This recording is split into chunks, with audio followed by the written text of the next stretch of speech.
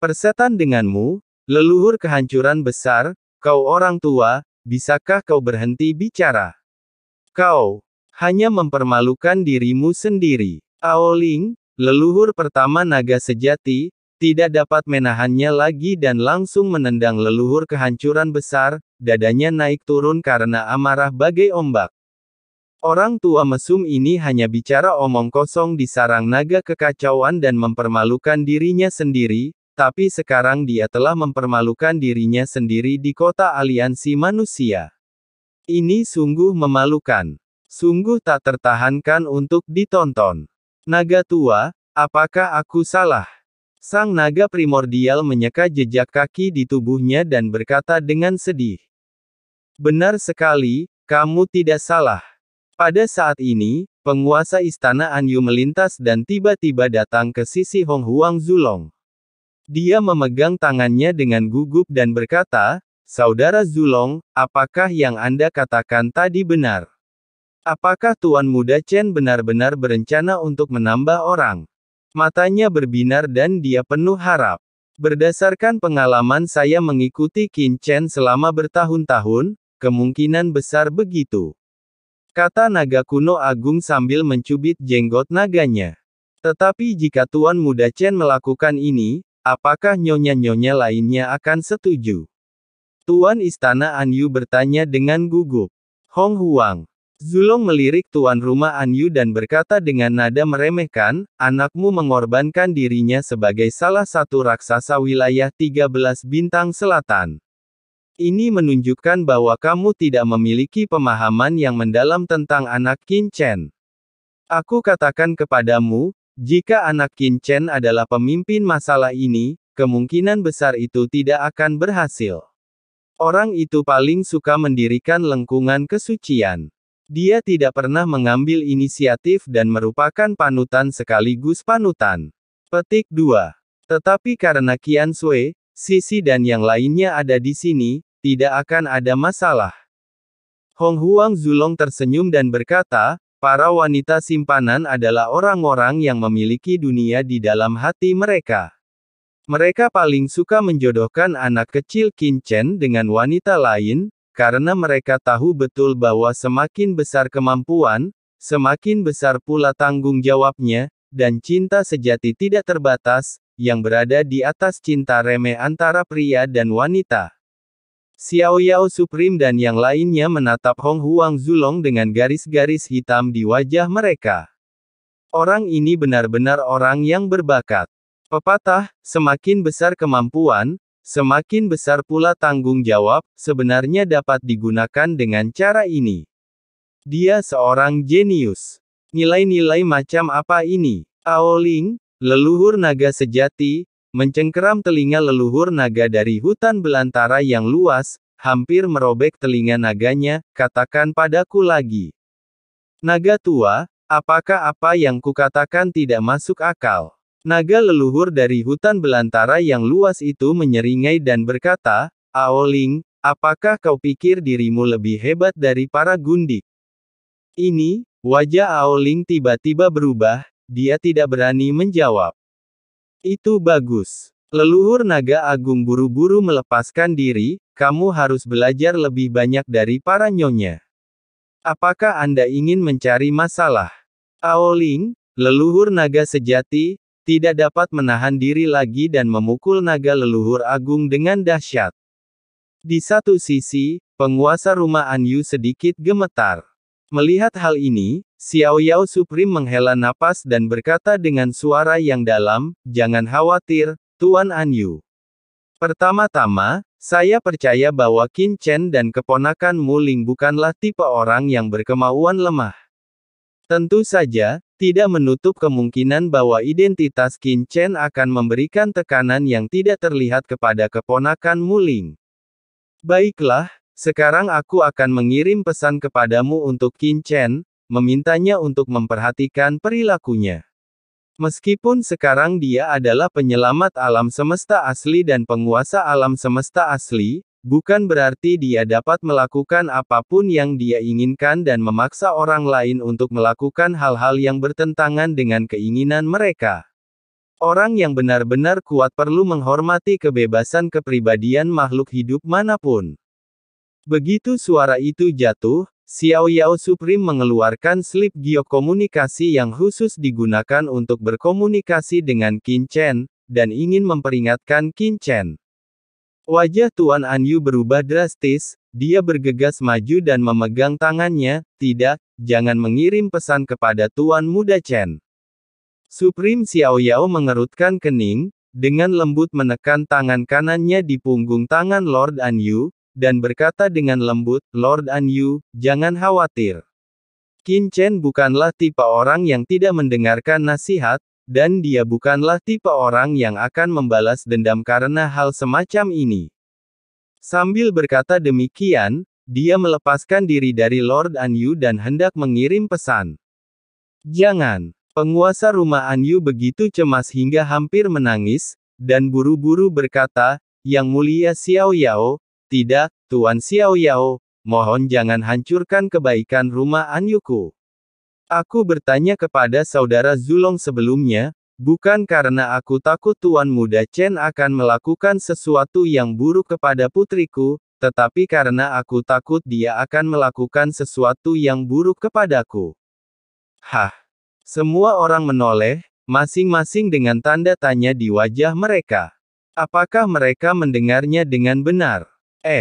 Wajah tua penguasa istana Anyu memerah, dan dia buru-buru menjelaskan, maksudku, putriku telah mengagumi Tuan Muda Chen sejak dia berada di wilayah 13 bintang selatan, tetapi dia terlalu malu untuk mengatakannya dengan lantang. Kali ini, aku berharap mereka bisa saling mencintai dan memiliki cucu sesegera mungkin, haha, haha. Penguasa istana Anyu tertawa datar. Betapapun tebal mukanya dia tidak bisa mengatakan hal ini dengan terus terang. Semua orang tercengang. Ya Tuhan, apakah ini masih seorang ayah? Sebenarnya ada orang yang berharap agar putrinya jatuh ke mulut harimau dan melompat ke dalam perapian. Pada saat ini, ketiga perspektif semua orang hancur, dan cara mereka memandang penguasa istana Anyu pun berubah. Penguasa istana Anyu buru-buru menjelaskan, jangan meremehkanku, itu karena kamu tidak punya anak perempuan. Jika kamu punya anak perempuan, kamu pasti berharap bisa menjadi pasangan Tuan Muda Chen. Sudah menjadi sifat manusia untuk berharap menantu laki-lakimu akan sukses. Hah! Ketika penguasa istana Anyu mengatakan hal ini, banyak orang tercengang. Jika saya punya anak perempuan dan dia bisa menjadi pasangan Tuan Chen, apakah saya tidak bisa menerimanya? Kalau dipikir-pikir baik-baik, tampaknya, hal itu tidak begitu tidak dapat diterima. Sial, apakah batas bawahku sebegitu rendahnya? Banyak orang tidak dapat menahan diri untuk meragukan dasar moral mereka sendiri. Pada saat ini, lokasi aula ketiadaan. Qin Chen dan keempat orang lainnya terjerat bersama, pakaian mereka setengah terbuka, memperlihatkan kecantikan musim semi mereka. Tiba-tiba, desir, sosok anggun yang lembut dan menggoda tiba-tiba muncul di aula. Fang Muring lah yang dibawa ke sini oleh Yu Qiansui. Begitu dia sadar, dia melihat beberapa orang tergeletak di tanah di bawahnya, terutama Qin Chen yang ada di tengah. Tubuhnya yang sempurna bagaikan dewa kuno, menguraikan garis-garis indah, seperti patung yang paling sempurna di dunia, penuh keindahan artistik. Fang Muring tidak dapat menahan diri untuk berseru dan segera menutup matanya. Kakak Qiansui, kamu, ini. Wajah Fang Muring memerah, napasnya menjadi cepat, dan dia merasa panas dan lemah di sekujur tubuhnya. Qin Chen di bawah juga tercengang. Dia buru-buru menggunakan asap dan awan untuk menutupi tubuhnya dan berkata tanpa berkata-kata, Qiansui, mengapa kamu membawa Fang Muring ke sini? Chen, jangan tutupi itu. Bukannya Suster Muring belum pernah melihat tubuhmu sebelumnya?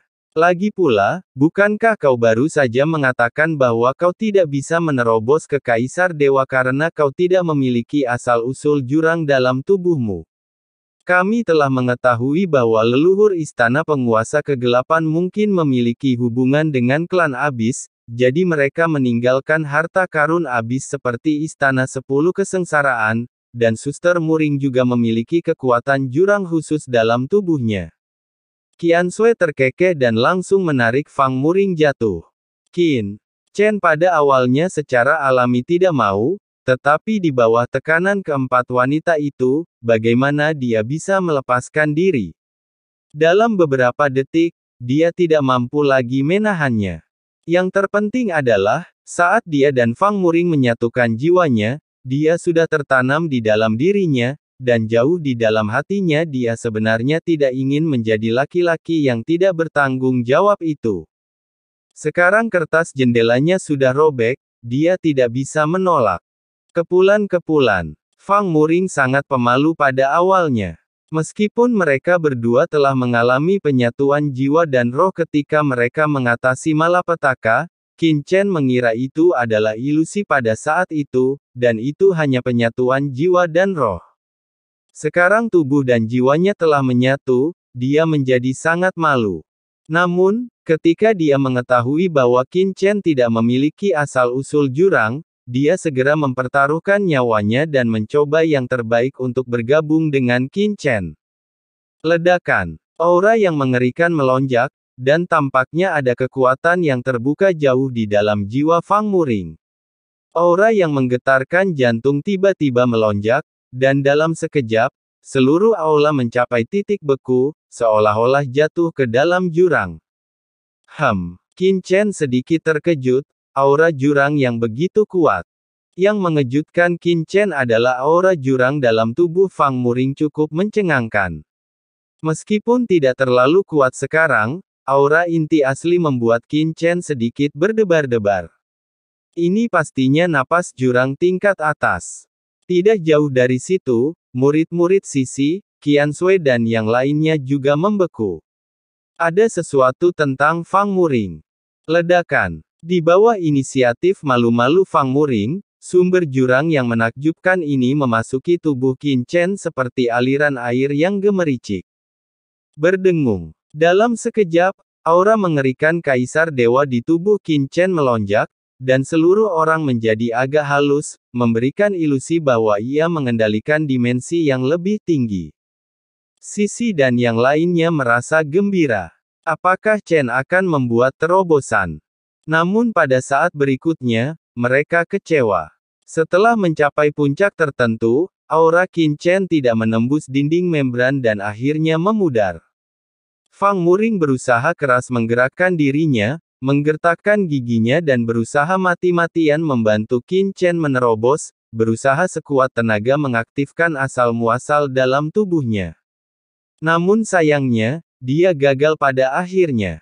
Dia benar-benar kelelahan, berkeringat di sekujur tubuhnya, seluruh tubuhnya merah muda, uap mengepul, dan dia hampir pingsan. Chen, maafkan aku, adik-adik, maafkan aku, Muling tidak bisa membantu Chen untuk menerobos. Fang Muring pingsan, wajahnya penuh kesakitan dan berkata dengan sedih. Dia merasakan sakit yang hebat di beberapa bagian tubuhnya dan dia tidak memiliki kekuatan sama sekali. Anda tidak perlu merasa begitu tertekan. Qin Chen tersenyum pahit. Awalnya, dia tidak memiliki banyak harapan pada Abyss Origin di tubuh Fang Muling. Dengan kekuatannya saat ini, jika dia ingin menerobos, setidaknya asal-usul seorang ahli Abyss tingkat Kaisar Dewa tingkat atas akan membantunya. Kalau tidak, asal-usul Mo Li pasti sudah sukses sejak lama. Tetapi yang tidak pernah diduga Qin Chen adalah asal-usul dalam tubuh Fang Muring begitu murni dan luar biasa.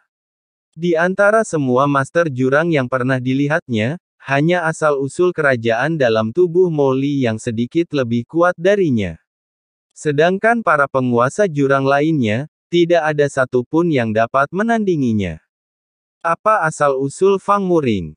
Hati Qin Chen tergerak. Setelah melahap asal-usul Mo Li dan Fang Muring pada saat yang sama, dia memiliki perasaan samar bahwa asal-usul jurang Fang Muring dan Mo Li bahkan memiliki beberapa kesamaan, persis sama. Mungkinkah Fang Muring juga berasal dari keluarga kerajaan abis? Qin Chen berpikir serius. Berdengung. Berbeda dengan Qin Chen, Fang Muring di samping tiba-tiba bangkit, dan auranya melonjak seketika. Setelah aura jurang dalam tubuh Fang Muring memasuki tubuh Qin Chen, aura itu juga memberikan dampak pada sisi dan yang lainnya. Ledakan. Dunia bawah berguncang hebat dan tiba-tiba meluas.